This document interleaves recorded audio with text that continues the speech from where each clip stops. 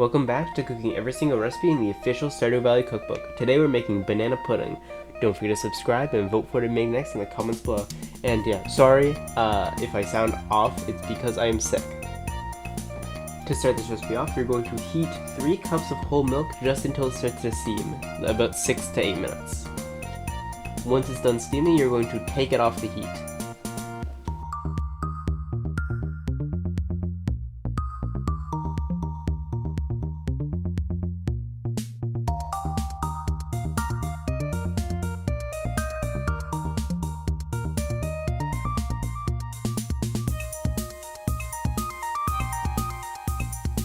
Now, in a large bowl, you're going to mix together 2/3 cups of granulated sugar, 3.5 tablespoons of cornstarch, and 1/4 teaspoon of salt. And then you're going to whisk it until well combined.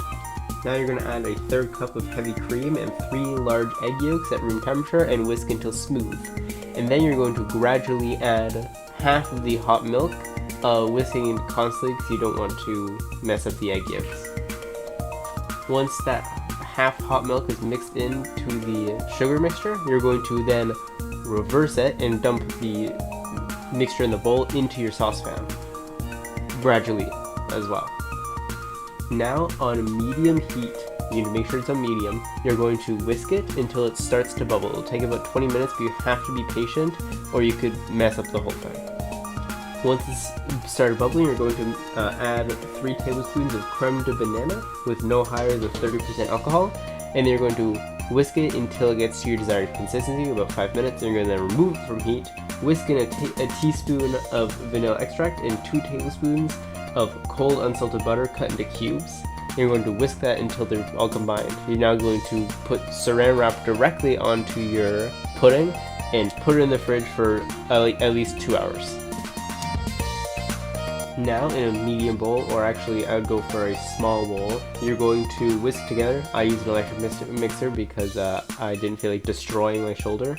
You're going to whisk together half a cup of cream, a tablespoon of confectioner's sugar, and 1/4 teaspoon of vanilla, and you're going to whisk that until it gets to medium peaks. You're making whipped cream, so you want it to be whipped cream consistency.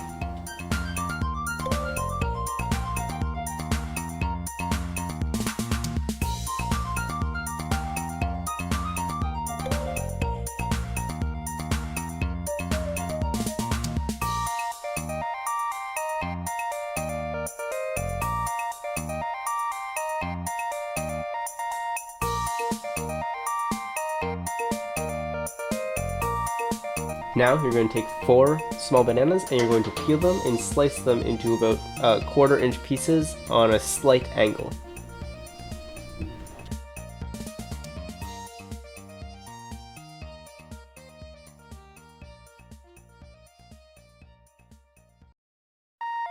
And then you're also going to grab 70 miniature vanilla wafers. I just cut lady's fingers into thirds though. I would highly recommend using ladyfinger-esque wafers because they soften very nicely. Now you're going to grab 4 glasses, bowls, ramekins. I use ramekins. You're going to scoop 1/4 cup of the pudding into the bottom, and then you're going to layer it with a batch of banana slices, then a batch of miniature wafers, and then another 1/4 cup of pudding, 1/4 of the whipped cream, another batch of banana slices, another batch of wafers, and then divide the remaining pudding amongst the scoops. And then you're going to saran wrap them, and you're going to put them in the fridge for at least 3 hours and up to overnight.